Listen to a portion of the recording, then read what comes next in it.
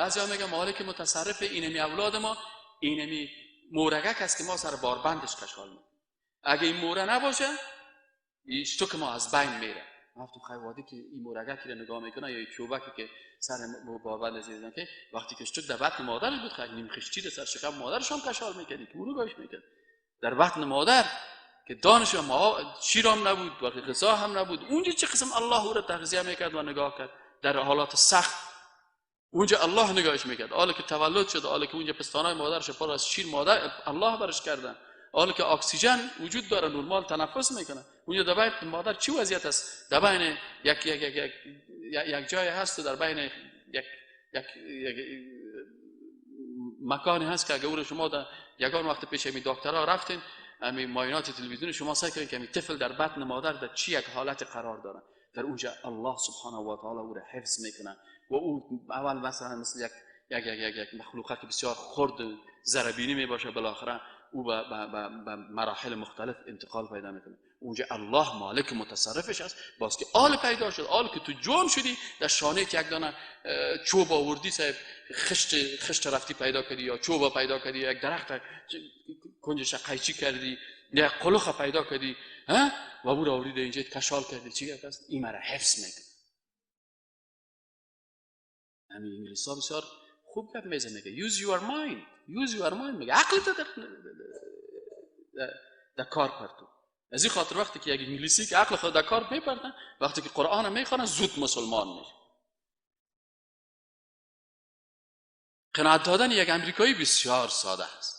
وقتی کتش کشیدیم برش گفتیم که الله ذات است که خلق کننده آسمان از زمین است، این است باور کو قلم گرفته تو نشته کنه میره چی میکنی زوزوزوز نشته میکنه میگه ولی باور من بسیار گپایی است که واقعا در عقل ما کار میکنه. از این خاطر با هزارها نفر دانشمندای بزرگ پروفسورهای بزرگ مسلمان شد.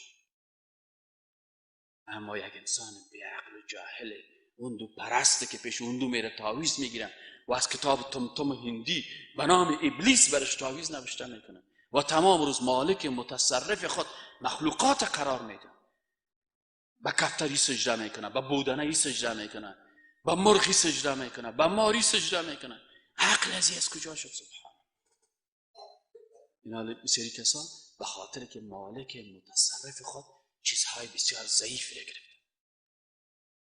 پیش مار سجده میکنن، پیش فیل سجده میکنن، پیش یک حیوان که دید بر از او سجده میکنن، به درخت سجده میکنن.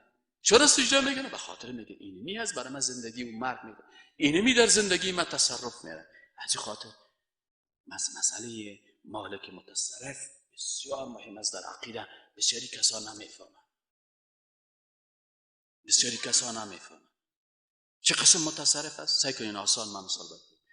اکثر نمیدری وراست خدایا را هدایت کنه.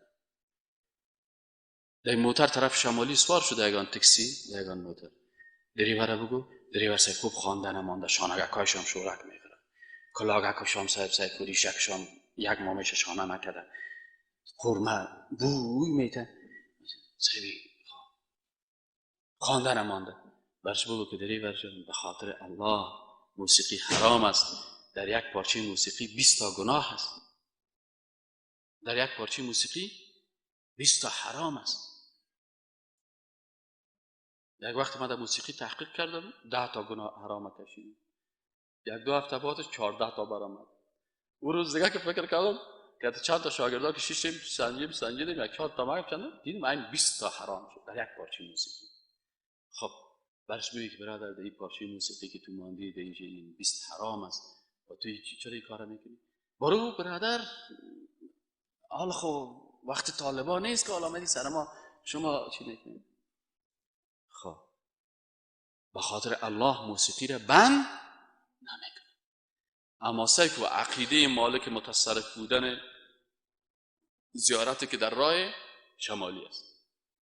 دمی پیش زیارت که رسید تک گل میکنه. خلیفه جان بان که نو مارش برداشته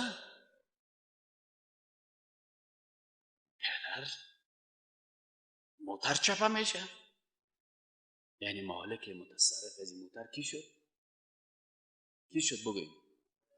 شد نشد؟ یعنی اگر موسیقی را بانه الله موترش چپه نمیکنه، با او به احترامی کرد موترش چپه. اما اگر بر ازمی زیارت دیده میله به سرک است، بر از اینجا سازش چالان بود، باز این موترش چپه میکنه، این نفقیش خراب میکنه. یعنی او بیچاره